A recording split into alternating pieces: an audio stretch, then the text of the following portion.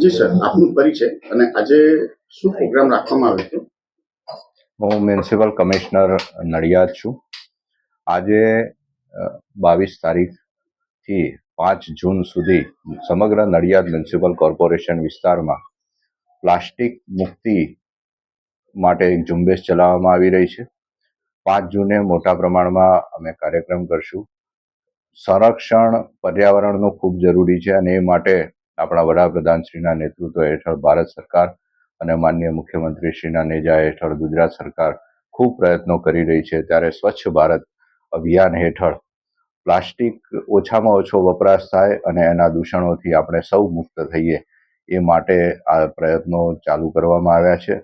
અને આજે અમે સંતરામ મહારાજ મંદિરના પ્રાંગણમાં મહારાજશ્રીના આશીર્વાદથી તમામ નગરજનોની હાજરીમાં એક શપથ લેવડાવ્યા છે પ્લાસ્ટિક નહીં વાપરવા માટે અને સિંગલ યુઝ પ્લાસ્ટિકથી દૂર રહેવા માટે. આશા રાખું છું કે આ સમગ્ર અભિયાન સમગ્ર શહેરમાં અને મ્યુનિસિપલ કોર્પોરેશન વિસ્તારમાં ખૂબ સારું પરિણામ લાવશે એવી આશા છે. આ પ્રોગ્રામમાં આશરે કેટલા લોકો જોડાયા હતા અને આપે શું સંદેશ છે આપના તરફ? અમારા કાર્યક્રમમાં લગભગ 150થી વધુ નાગરિકોએ પ્લાસ્ટિકથી મુક્ત રહેવાના કે પ્લાસ્ટિકથી અળગા રહેવાના શપથ લીધા છે.